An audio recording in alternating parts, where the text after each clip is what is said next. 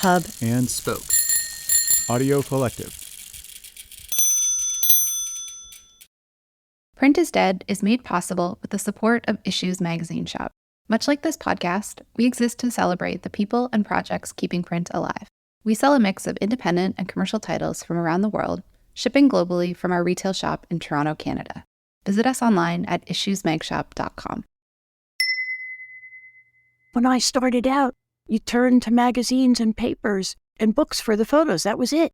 And it's just completely different. You know, people have seen hundreds and hundreds of pictures every day. So where is our place in that?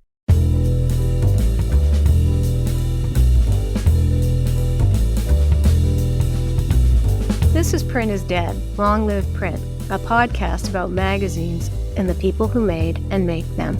I'm Deborah Bishop. I'm George Gendron. I'm Patrick Mitchell. Kathy Ryan's career journey began in Bound Brook, New Jersey, at St. Joseph's Catholic School. Her third grade teacher, Sister Mary William, had a thing for great works of art. And, as it turns out, so did Ryan. I got it. I so got it. Looking at the pictures and just understanding, I don't know, it was like, wow, I get it. That understanding of the power of the visual led Ryan to focus on art in college, on lithography and printmaking. But the solemn life of an artist wasn't for her. She hated being alone all day. She loved working with people. She wanted to be part of a team. Kathy Ryan was made for magazines. After starting her career at Sygma, the renowned French photo agency, Ryan was hired away by the New York Times Magazine in 1985. She had found her team. In her tenure at the Times, she has collaborated with all the bold-faced names. Jake Silverstein and Gail Bichler, the current editor and creative director, as well as Adam Moss, Rem Duplessis, Janet Froelich, Peter Howe, Diana Laguardia, Gerald Marzorati, Ken Kendrick, and Jack Rosenthal. And between and among them, they've won all the awards and created one of the world's truly great magazines. Recently, Ryan's work at the Times took a new turn. Inspired by her collaborations with the most gifted photographers in the business, Ryan started making a few pictures of her own. She had always been mesmerized by the way the light hit the Renzo Piano-designed Times headquarters. But on this particularly sunny morning, Ryan pulled out her phone and snapped a picture. Then she took another and another. She started seeing pictures everywhere. Portraits, abstracts, whatever caught her eye. Encouraged by friends and colleagues, she posted them on Instagram with the hashtag #OfficeRomance. After a career of looking at pictures, she is now making them. And that led to her glorious book, Office Romance, published by Aperture in 2014. We talked to Ryan about her passion for the art of work, about the thrill of discovering incredible talent in unexpected places, and about the responsibility that comes with sending photojournalists into harm's way. I'm going to dive right into here with a question that I shared with you before, and that is that the vast majority of people involved in, certainly in print media, never really understand or understood what a photo editor really does. And I think people really don't understand, especially in this day and age, what the job really entails. And so I'm wondering if you were standing up in front of, let's say, a class of young would-be photojournalists and videographers, how would you answer the question, what is the director of photography for the New York Times Magazine? What do you do? Well, I work with a team of photo editors. We're a small team, and the job is basically to conceptualize and figure out the photographic approach for each of the stories coming up. So we do, coming up with ideas and assigning photography to accompany text-driven pieces. And that's the majority of what we do at the New York Times Magazine. But we also initiate ideas for photo essays where it comes from either a photo editor or a photographer.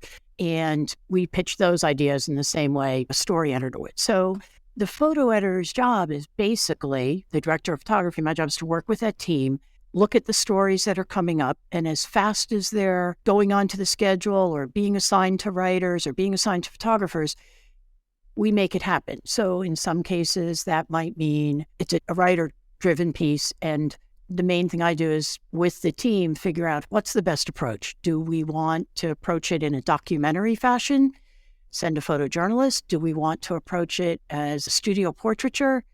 Is this a story that calls for conceptual photography where we come up with an idea and create it in studio, whether that's still life or something where we build sets? There's all different ways to commission the photography. So first thing is meeting with Gail Bichler, the creative director, Jake Silverstein, the editor-in-chief, and some of the other top editors, depending on the story. And we have a weekly art direction meeting where we'll meet, talk about what's coming up. Jake will give us an idea and what this photography or the art, sometimes it's illustration, needs to accomplish. So most of the time, we're making the photography happen at the same time the piece is being written. Sometimes we have the manuscript first, but we're often simultaneously figuring out what we'll do for the photography. We cover all sorts of subjects, more so than almost any magazine. Our range is very broad, from the big international reported pieces to the way we live now features to the cultural stories. So we kind of cover it all, which of course makes it the most exciting job on the planet, because one minute we're producing a big shindig in Hollywood, and the next minute we're doing something far more serious, figuring out how to cover the invasion in Ukraine. Then, of course, the most important decision you make is who's the best photographer for the assignment. And then figuring out the cover is its own thing. So a lot of my time and Gail's and Jake's and our teams had spent figuring out what we should try to do for the cover. And right away, is it photography? Is it illustration? Is it photo illustration? Do we think this is a story that we want to go documentary? So that gives you some idea. The other day I was talking with Jake and he said something I thought really made sense. He said, basically we do three things. One is artistic, obviously. One is the expression of ideas. And then the third is deadlines. It's a weekly. And I cannot stress enough that it's always at an accelerated pace. So just about everything we do is full throttle, meaning as fast as we're assigning one thing, we're thinking about the next one. We're trying to get it lined up. I'm curious. You talked about the cover. You have one luxury that the rest of us in the mainstream magazine industry have never had, which is you don't have to worry about newsstand sales. And I think that's really liberating. And I'm curious about your response to that. So how do you think about the cover? What's the role of the cover within the Sunday paper? I think the role of the cover is to stand out. So when somebody opens up their Sunday paper, their bundle, you want the cover to call attention to the stories inside, to the cover story. So I think of it first and foremost to get people into the magazine. We're very aware of how fortunate we are that we don't have to compete on the newsstand. That has always been a gift because it just means there's a freedom. The decisions can be made in terms of what's the best artistic approach, and Jake is a big believer in that. What does that mean? Maybe it means we can do something a little bit more obscure, less direct. Sometimes we have a chance to play around with maybe more poetic imagery that wouldn't stand out on a newsstand, but it's a really thoughtful, beautiful picture. Many of the conversations that we have between me and Gail and our design and photo teams have a lot to do with that. What works as a cover image is often different. But then again, our covers vary widely. There's not a look to them because 1 week it's our great performers portfolio we do once a year, pegged to the Oscars, and then another week it might be pure documentary photojournalism. Right. We have a tremendous variety, and we try to shift according to the needs of a particular story. I'm assuming that you must be willing to take certain kinds of risks with your cover. Can you think of a recent one where you and your team felt, okay, this is a risk, but this is a risk worth taking? Yes, and you have to take risks. Otherwise, you won't do something memorable, right? So often it's when you take a risk that you make something that's memorable. I would say this year, when we commissioned Marilyn Minter to do our cover story on sex after 70, there was a risk in that. And it was exciting. It was thrilling. Who knows what's going to happen? Anytime you assign an artist like Marilyn Minter, who spends her time making her own artwork, marching to her own beat, coming up with her own thing she wants to do, it's a little bit of a different outing than when you're working with a magazine photographer who completely understands the rhythms, but it was so a risk worth taking. Why? The subject itself is interesting. I think the headline was The Joys and Challenges of Sex After 70. And she's a terrific artist who it's her territory. For years, she's been making work early on. Feminists thought it was pornographic, but she always believed in a very liberated, free-spirited approach to sexuality and her artwork. And I knew already from having worked with her before that she could rise to the occasion. She totally would. She's both the free-spirited, no holds barred, do her own thing artist and that you want, the rebel, as it were. And she's also understands the New York Times. Like, I just going into it, that was the feeling. And that was when we had a lot of fun. David Karthus was the photo editor on the project, and he produced the whole thing, which basically meant casting. So we worked doing the casting of the people of a certain age, which was its own challenge.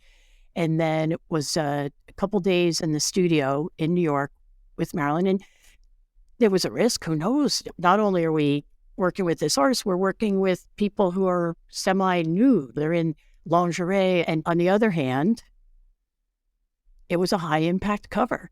And I got a kick out of it because when you look at the comments, there were people who loved it, and people who hated it. And that's an interesting place to be. How often do you do that with a magazine cover? So it got a strong response. That's the best. And that's the best, right? You know that from what you were just talking about. So if you can take a risk like that, but of course you have to, especially at the New York Times, you have to do it in an intelligent way. With this subject, it seemed like we could take that kind of risk. If we're covering an extremely important, of the moment political story, that's not a moment when you're going to go and do something artsy, highly creative, risky, right? Because there's certain other criteria we have to meet that the cover needs to accomplish. And journalistically, it goes into a different zone. But we're lucky enough that sometimes after years of doing this, I have a sense of where there's some latitude. And obviously working with Jake and Gail and the teams is this one where we can do something fun. Every year we do a Voyages photo issue, usually in the fall. And this year, the theme for it was animals. And it was an idea that Amy Kellner, one of our picture editors, had. She had been pitching doing animals for years, basically. And this was the year it got the green light. And this is always, for us, particularly exciting because the photo team gets to drive it to a large extent. And we started figuring out ideas along with story editors. And one of the ideas that Sam Anderson, one of the writers, pitched was the Icelandic ponies. They had these funny small horses in Iceland that people love. And so that was one of the 5 or 6 photo essays that we commissioned. And I was thinking right away, okay, if we're going to do animals, we have to do something different. So brainstorming with Amy, she said something like, maybe we should show them like they're like My Little Pony, rainbow ponies. So I was like, yes. And then I thought of Gareth McConnell, brilliant Irish photographer who does these fabulous, his pictures have an otherness. They breathe and shimmer with something else. Like he's often doing still lives of flowers, his own personal work. They're magnificent. And there's a shimmer to it and the color comes out of darkness. Anyway, I could just imagine if we took him to those horses, he would do something magical. In other words, it's a way of saying his vision sees the magical and transcendent in the world. And we lined it all up. Rory Walsh on our staff and Jessica Dimson found the best horses in Iceland, worked the access to that. And then we worked with them to black out the whole stable. So anyway, Gareth did brilliant pictures. And one of his photos was ultimately the cover. And it was this fabulous multicolored horse, slightly out of focus, coming out of darkness. That's when I think we're at our best, where it's unexpected because instead of just seeing the beautiful natural horse, we had a wonderful back and forth. I just felt like, hey, this is a chance we can transform it into something. So we love to do that if we can do it. It's interesting listening to you talk because one of the things that people have said about the magazine, and you in particular, is that you seem to challenge the boundary between photojournalism and fine art in a way that I'm not sure magazines have very often.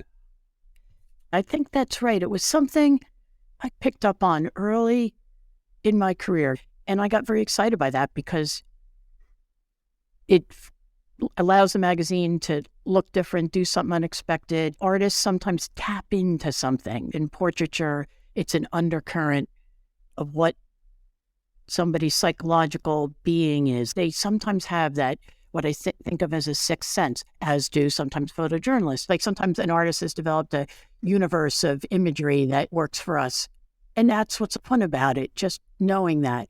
And then sometimes you can do the reverse, where you take someone, pure documentary, and years ago I had Paolo Pellegrin do the Great Performance Portfolio, all documentary, behind the scenes with the actors, and that was just great because he would not normally be doing that. So he goes in there with a whole other frame of reference. The tricky thing is there's certain stories that it works. Like you would not do that with a major conflict story, obviously, or a major issue-oriented story. Those are the moments when we would be talking about something entirely different, where you have to work with seasoned pros who know how to navigate that kind of heart-wrenching, difficult, dangerous story and make quick decisions in the field, obviously have vision. It all starts with clearly somebody having the ability to compose the chaos of the world within the frame, the ability to see light, because photography is always about light. I do have a question that builds right off of what you were just saying. And in fact, I was going to use Paolo as one of several examples. It's the old Susan Sontag question. There's work that he's done, I think in his case, it was particularly about immigrants, and work Gary Knight did during the early stages of the Iraq War. And photos, when you saw them, they were beautiful. They looked Renaissance-y, to use an Adam Moss adverb there. And so much so that, do you know Jeff Dyer, the British writer?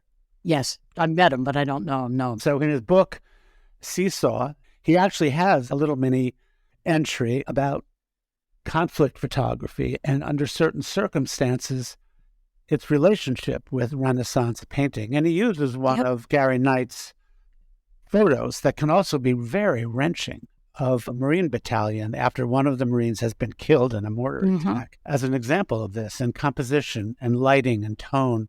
And so I'm curious about how you personally, as a director of photography, deal with that, because you've got these photographers who are just absolutely brilliant, and yet they are covering the horror of war, conflict, revolution, now, of course, the Ukraine invasion. Yep. It's the hardest part of the job. And honestly, it's harder as I get older. Somehow when I was younger and sending people into the field, of course, I worried. Just the risk of it. I don't actually, even after all these years of working with Paolo Pellegrin, 20 years, we've worked together on many stories, working with Lindsay Addario. She's extraordinary. She's the most courageous person imaginable. She's just unbelievable. I still don't quite understand that level of courage, other than they're driven. They're both so driven, as are many other great photographers. So if I can have the inner dialogue with myself that they have to do it, I would never call someone who's never gone to cover that kind of story and say, hey, would you go do this? I want to know somebody made that decision already. So Lindsay's going to do it anyway. Paolo's going to do it anyway. It's the title of her book. It's what I do. I can't quite fathom it even after all this time. And then all the visual decision-making that goes on as chaos is unfolding in front of them. When you speak about Renaissance-esque, there's a picture Lindsay made years ago in Afghanistan on assignment for us, where she was on a patrol with the American soldiers, and they were ambushed. And one of them, Sergeant Rugel, was killed. And the picture she made, his comrades, his friends, who are just grief-stricken, it's just happened, are taking his body down the muddy slope there. And she somehow gets into position. It looks like a religious painting. And she doesn't think like that. Lindsay's not someone who's, I think I can fairly say this, looking at classical art constantly to let that inform her thinking. It just came naturally in the way I think a great visual person sees. She's more a narrative storyteller, but it's a haunting picture that went to that next level. It became something else. And then Paolo, I'm not trying to compare, we're just talking about different approaches, overwhelmingly shoots in black and white. That right there is an abstraction. He has chosen that because black and white emphasizes emotion, eliminates unnecessary color. It gives him more of a chance to focus on composition. Composition becomes more important than light. Lindsay has consciously chosen in her career to photograph in color. And in her case, she doesn't want the abstraction. And I don't want to make sweeping statements for either of them, but I know them well enough. She wants to see all that reality that color gives you. We'll be right back. Print is Dead is made possible with the support of Mag Culture. Read our online journal, listen to our podcast, and visit our shop to discover why we're convinced print is very much alive. All available at magculture.com.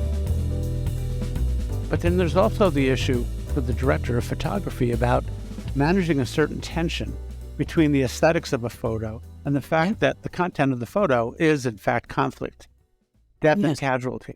That's got to be challenging. And it's uncomfortable to talk about it because with that kind of coverage, the content rules. But still, if you want to make a memorable picture, especially today, with the abundance of imagery out there, you have to make something that is so well seen, so well composed or understood, framed, that it touches some other nerve that stops people making a haunting image. The aesthetics do matter. That gets into a question that someone who has had the arc of your career, you joined the New York Times in the late 80s. And so you've done your job in an analog world, and now you're doing your job in a digital world. And it must be dramatically different as you try to conceptualize this visual solution to a story when we're living in this age of just overabundance of images. My God, you can't get away from them.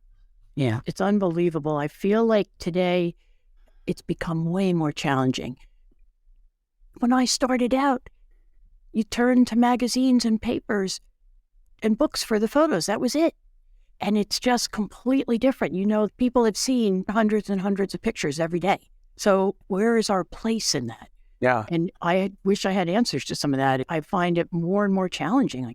And then there's also the reality that there's all sorts of creative work being posted on Instagram by non-professionals, like doing some just nifty stuff. It opened up creativity in a lot of people. They couldn't necessarily do a commissioned magazine assignment, but I see all sorts of just interesting creative material. And it's just a different medium also. And that's the other thing. So every year we do an annual The Lives They Lived issue. And it's the last issue of the year. And we do a series of stories about people who died that year. And it's almost always people of renown who are known in some way. Sometimes ultra famous, sometimes not ultra famous, but known in their field or whatever. And this year, a decision was made by Jake to devote the whole issue to children killed by guns. And reason for that was there's been a shift within the past year or two that the highest number of child mortality is related to gun deaths. So we're in a terrible, we all know that, and there's been just the horrendous school shootings. So as we set out to figure out the art for that and the photography, the photo editor working on it, Kristen Geisler, started calling all the families, which was a challenge unto itself because, of course, they were deeply grieving. So in some cases, she's talking to the mother or the aunt of different family members. And we normally in that issue come up with a nice idea, something to commission. The year before, we did the shoes of the people who died, and it was terrific. We had Eric Carle, the children's book illustrator's paint spattered shoes. We had the boots that Lena Hutchins was wearing the day she was shot on the movie set, where she was shot inadvertently. And sometimes we've done the empty rooms left behind by the deceased. But I decided, talking with Gail and Kristen and Jake, everybody, that this was a moment we used vernacular photography, that we just illustrated with the images that the family members themselves had, which would basically mean smartphone photography, TikTok videos. So Kristen started pulling in all that material. We were looking at it closely, and it was very challenging. It was emotionally wrenching, as you can imagine. It was one of the most emotionally wrenching things we've done. The subject matter was so sad, and we wanted to do right by these kids. It was emotionally wrenching for readers. Yes, and we knew that people are going to be devastated by it. So then that has another responsibility for us at the magazine that we discussed a lot. And then we were also working with tiny digital files. So you also need to figure out, how will this work? Where is our cover image? And then we decided to go right into it. And Gail and Matt Curtis, who was designing the issue with her, decided to do these double truck images of the faces blown up. So we were looking at that very closely, trying to figure that out. And then the image that ultimately was on the cover, as soon as we saw that, and it was backlit, everything about it was so pure. A professional wouldn't have shot the picture that way with the light flooding from behind. But what it did was it gave it just a spiritual look. And as soon as I saw that one in the cover, Matt, I felt, there it is. And then, of course, we all came to that conclusion. But we were nervous. It was a very different type of image. But then Kristen was getting in these clips from the TikTok videos that she was looking at closely with the digital team. And when we published, the power of the short video clips eclipsed the power of the still photos. And you're not going to hear me say that often because I'm a diehard. I mean, I love video, but still photography has such a special place. And this was a case where just seeing the little bit of movement of the child had so much power. And then, of course, these pictures were all made for just the most personal, pure, intimate reasons. And the brief for them was to not focus on the death at all, but just focus on a day in the kids' lives, something in the kids' lives that was just about them alive and happy. And today, with the new medium that we have, most of our readers, the majority are seeing us on their phone. That was very powerful on the phone as well as in print. Let's go back to what you just said a minute ago. It's an interesting transition point because you were talking about your passion for the photograph. Where did that come from? What did you want to be when you were 12 years old? Did you want to be a photo editor? I had no idea. I always liked to draw. So I was a kid that always liked doing art. And I had an older sister, a year older, and she loved to draw. And we would draw for hours on end. My parents would buy discarded rolls of wallpaper where it was buff on the back and they'd roll it out. So we had all that blank paper to keep drawing. Did you grow up in New Jersey? Because we did. Yes. Did you really? Yeah. Where did you grow up in New Jersey? Up in Bergen County. I grew up in Oradell and New Milford.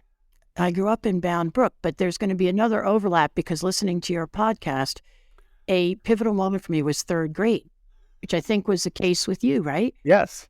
It's a weird coincidence. In third grade, I had a teacher. I was in Catholic school at that point, Sister Mary William, a nun, and she taught art history. This was in a very strict, classic, traditional classroom, but once a week, she passed out black and white marble notebooks, and she would pass out small reproductions of paintings, famous paintings, classical artwork, and we would paste them in while she talked about what the symbolism was in the painting, what the artist might be thinking, what the expression on the person's face in the painting was. I fell in love with it. I just felt like I got it. I so got it. What was the it that you got? Just understanding, looking at the pictures. I can't explain it. I was like, wow, I get it. Whereas I'll be honest, in music class, I just didn't get it. Couldn't hear the different notes, but it was like I could see it. The power of the visual, yeah. The visual. I could see what she was talking about. When she mentioned an expression, I could see it in the face or something symbolizing something. It just kind of clicked. So throughout early schooling, I was always drawing, painting, taking art. And then at the end of high school, I had an interest also in politics because the Watergate hearings were on. So I went to Rutgers at Douglas College with the idea toward majoring in art or potentially shifting to politics. And then very quickly, I focused on art, but not photography. So my college studies were painting. I did lithography. I did a lot of printmaking, but never photography. And then when I got out of school, I realized very quickly after working for hours in the studio for several months, I don't like being alone all day. I love working with people. It's my nature. I wanted to work with the team. And a friend of mine told me about an opening in a photo agency. It was called Sygma, as you know, one of the big photo news agencies in that era, Sygma, Gamma, SEPA, Magnum. And they needed a librarian to file. Remember, this was the days of slides, negatives, prints. There were no digital images, so everything existed as a physical object. And they had 30 or 35 photographers all over the world that would send the work to the Paris bureau where they would process it all. They had the lab there and then ship it to us in New York. And I got hired as a librarian, so I would just figure it out, stamp the slides, where to file them. And I graduated to doing photo editing for the New York Times Magazine when they would call and say, we're doing a story on Iran. And I would put together a package for them of slides and prints related to that subject.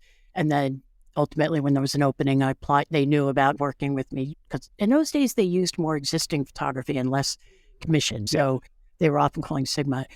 And initially, I was doing a lot of painting at night, and then the more I worked in the field, I just fell more and more in love with photography. And it made sense because there's something realer about photography. Like I often love when photography, as we were saying, goes to a more abstract, playful place, but I do like real. And sometimes I laugh looking back when I was telling you about rolling out the wallpaper and my sister Maureen and I drawing. She would always want to draw the World's Fair, and I always wanted to draw shopping at the supermarket because I knew shopping at the supermarket, what it looked like. My mother would take us. I like to draw what I saw. And I sometimes think that New York Times is a perfect place because in documentary, we're telling real stories. It all comes together right now. Everything you've accomplished, everything you are today, Kathy Ryan, you owe to a Catholic nun. I know, right? It's funny how you get influenced. I know. Yeah. That's another podcast. Yeah, it's another podcast. But you are so obviously both passionate about photography and immersed in a world of the weekly, which is just so demanding. What do you do when you're not working? Do you go to photo shows? I look at a lot of art, obviously photo shows, but just in the past month or two, the stuff that had a big impact on me was at the Guggenheim. There's an amazing doubleheader right now. The Alex Katz exhibition of his paintings, which is a long lifetime of paintings, and you watch the trajectory, is fantastic. And so for me to go see that opens up my mind in terms of photography. And they paired it with a big show of Nick Cave's work, which is very sculptural. Yeah. So you got the minimalism of Katz and the spareness of it. And then you've got the maximalism of Cave and the political underpinnings. He's taking on a whole other world of importance in what he's trying to say in his work. And then first show I raced to go see was the big Hopper show at the Whitney, which of course is a crowd pleaser. He's over and over and over inspiring because what did he paint? He painted light. He painted the loneliness of humans navigating the world, and photography again and again, even in what I do as a weekly magazine picture editor, is about light, how the photographers see light and have to think about people. And Aperture has had so many exhibitions in the past that were huge eye-openers and just deeply inspiring. The show that they did a couple years ago, Antoine Sargent curated, and there was a book, The New Black Vanguard. Brilliant, brilliant, brilliant show. And walking through that, I immediately was introduced to the work of photographers I didn't know, as well as it reinforced my appreciation of others. And one of the people in that show, Ariel Bob Willis, I was just blown away, early 20s. Brilliant work where she sees color like nobody else, and she has the human figure move in space in a way that was unique and different. That's not easy to do.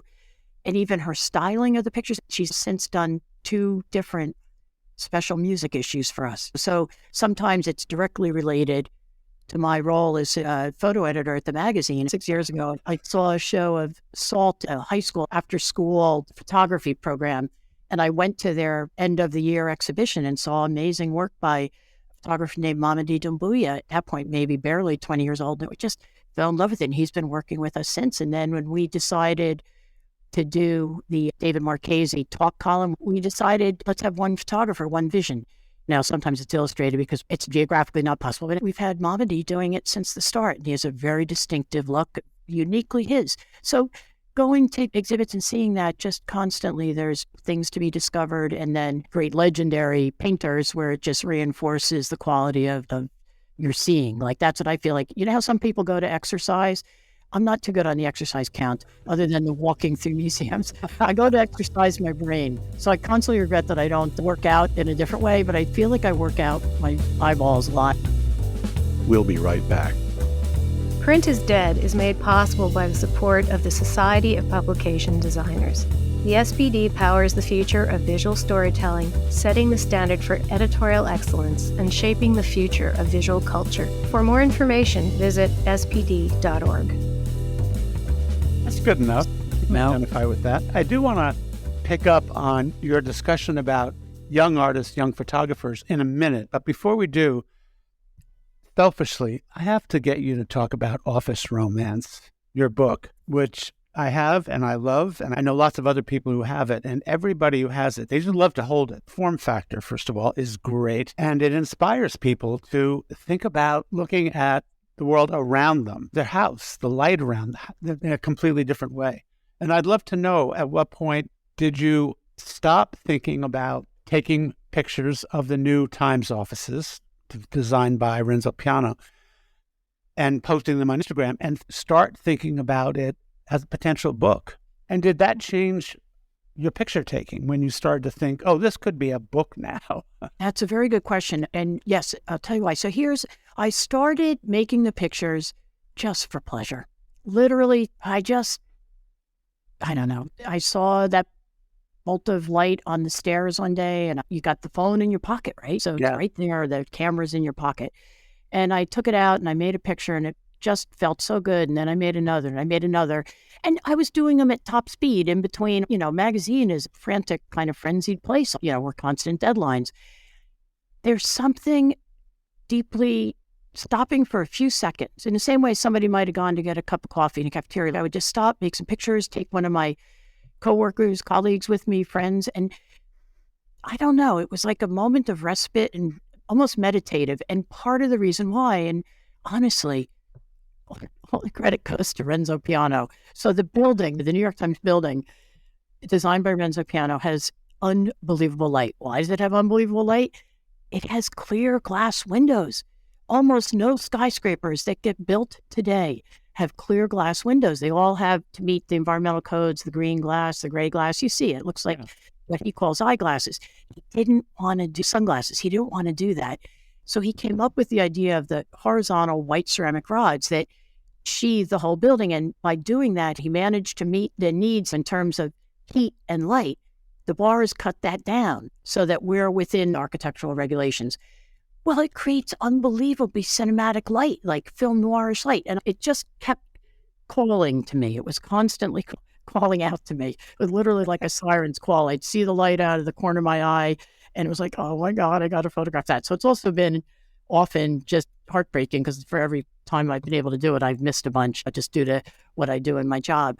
And then somebody introduced me to Instagram, and I just was like, oh my God. So you start posting. When we first started posting, you'd be ecstatic if you got 50 followers. Oh my God, do you believe this? At first it was just our friends. Like, we were in that early. The whole thing seemed magical. And then people write nice comments, and that was helpful, because I don't think I would have had the guts. I know that sounds weird for me to say that, but to put them out there. But then they were getting good feedback. And then I began to realize, wait a minute, I've got a subject here. I just thought I'm going to call them #OfficeRomance. I wasn't planning to do it necessarily as a series, but then it was becoming obvious. It's a newsworthy building in Times Square in New York City, greatest city in the world. It's the New York Times, greatest media company in the world. I'm lucky enough to work with all these amazing people I love, who I could photograph all day long. And I can put that work out there without evading privacy. I still have issues about how many private photos people put out. I didn't want to be doing that. Everything I've ever posted, the subject is happy with. And it's not that it's a public place. The hardest thing, or let's say one of the most important things a photographer can do, find a subject that others aren't focusing on. If you embrace a subject that's photographed all the time, the bar gets higher. If you choose a subject that's a natural fit for photography, and photographers for eons have gone down that road, you can choose to do it. And I mentioned Gareth McConnell earlier. He's doing something with flowers that feel fresh and new to me, and they're amazing. The bar gets higher. You have to come up with something different.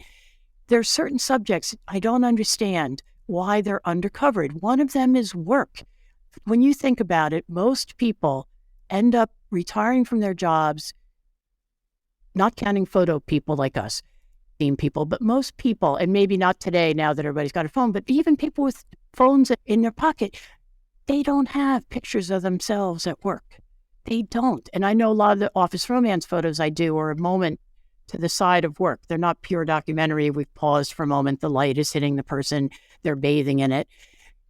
It just makes me sad. My father was a carpenter and a construction worker.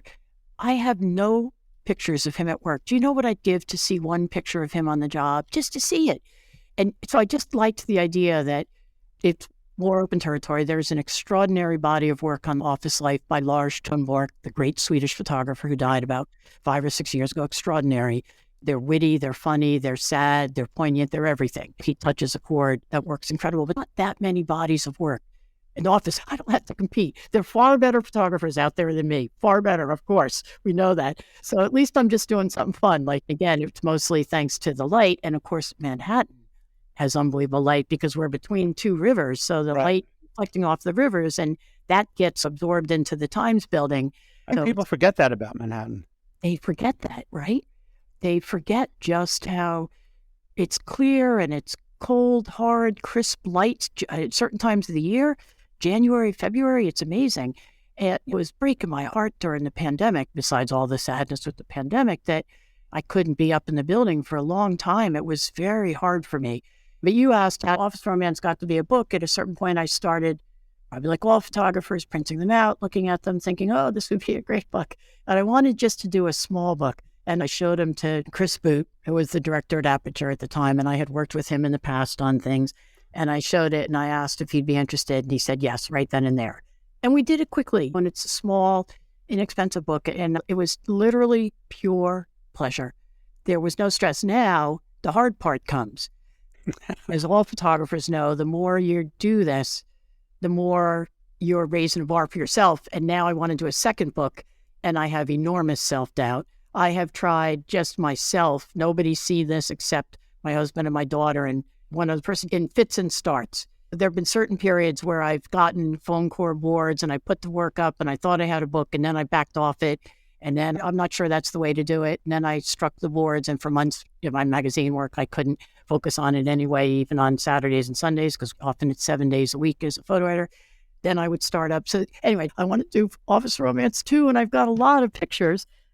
I'm far more afraid of it now and unable to, I can't explain it. I can't seem to decide when's the moment that I've landed in the right approach. I understand that. One of the things that Adam Moss and I talked about when we did our podcast was when he announced that he was going to retire, step down from New York Magazine. He said, look, I've been working full throttle. I think that's the phrase he used. I need to decompress. When I was talking to people who knew Adam, I said, well, how do you think he's decompressing? And everybody said the same thing. Well, he's painting very badly. So I said that to him, and he said, oh, that's absolutely true. I'm a 10th grade painter. But he made the point that he doesn't aspire to the same level of excellence in painting that he felt he attained in magazine work. Okay. And as a result of that, he just loves the process of painting for its own thing. And I understand what you're saying, because suddenly think of it as an accidental project, right? Office Romance #1. It evolves organically. You're doing it for yourself. You're posting it on Instagram. You have conversations back and forth, the dialogue. Suddenly it becomes a book, and now it's a book with a capital B. I know. Then it's something else. And a photo editor, and you're working with some of the best photographers in the world. You better be good. I hear you. But again, it was one of the joys of iPhone photography. It removed some of that burden of it better be good. Do I want it to be good? Of course. I work hard. You'd be amazed how many frames I'll shoot of one thing, trying to get it exactly, precisely how I want it to look. I know what you mean. They're not running around with a Hasselblad. Yeah, but then, I don't know, there was something so informal about it. I was never afraid putting them out there. Can't explain it. I just posted them, and if you like them, great. If you don't, it removes a little bit of that pressure. So I was able to organically go into it in a kind of fearless, this is just fun. And I love this building. I love the people I work with. And I'm grateful. At one point, after I'd been doing Office Romance for quite a while, and even after the book was published, Jake said to me, we were undergoing a bit of a redesign. He said, I want to do something different. On the contributors page, I'd like to have a portrait of the contributor each week, usually a writer, sometimes a photographer, sometimes an illustrator. And he said, I'd like you to do it in the Office Romance style. And first I was like, Jake, you're crazy, because that's now an assignment. Like, I just thought, oh, that's the craziest idea. I was terrified of that. I'm like, I don't know if I can rise to that occasion. But I took the challenge, and it was great. I loved it. I got to meet writers I might not meet in person otherwise. Although it also taught me, as a photo editor, I understand the photographic process so much more now, having done that. What happens between photographer and subject, the role of power, the photographer versus the subject, the importance of eye contact. Now that I do the other contributor photos, it opened up my mind and really taught me a couple things that have helped in the assigning. So I was grateful to Jake. It was a gigantic new challenge and trying to cram that in with everything I was doing. And I'm grateful now I have those pictures. That's the other thing in photography. If you put the energy in it, then you got the pictures. Have you gotten a call from Apple yet? What about? Well, if Steve Jobs or Johnny Ive were still there, they'd be on the phone with you right now saying, we got to figure out how to collaborate here. Well, I got my good friend Rem Duplessis there, and Stacy Baker, brilliant Stacy Baker, who was one of our photo editors, and Najib Al-Gadban, who was one of our great designers, is there, and Marvin Oriana, who worked as a photo editor at the magazine, is there. You've taken a lot of your time, but I have to come back to one thing, which is that you've been talking a lot recently about young photographers, photographer in particular.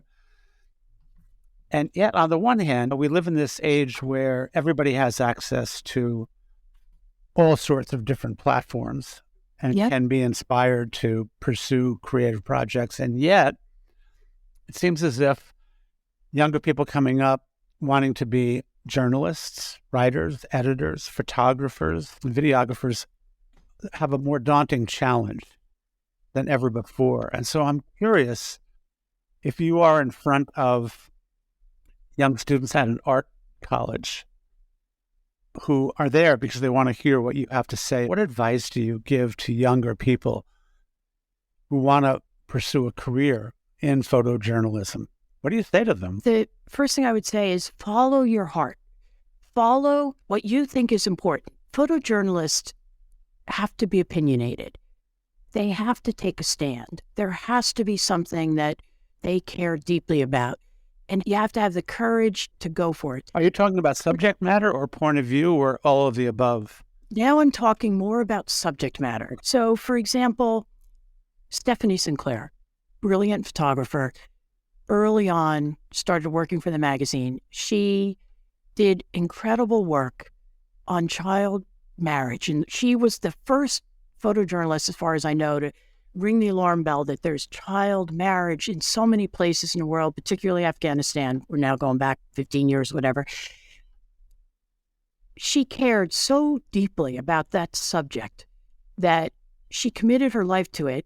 She obviously trained and developed her eye. She made remarkable pictures. So a young photographer needs to figure out a photojournalist needs to figure out what do they care about. And then they have to go after it. If you're going to be a photojournalist, you need to actually start to develop something that's yours. And then that leads to other things. Like in the case of Stephanie, then after that, she started talking about genital cutting, that in many cultures in the world, that still happens. So she did an extraordinary photo essay for us on the Brides of Afghanistan. And then she went on and she did photo essay on a cutting ceremony.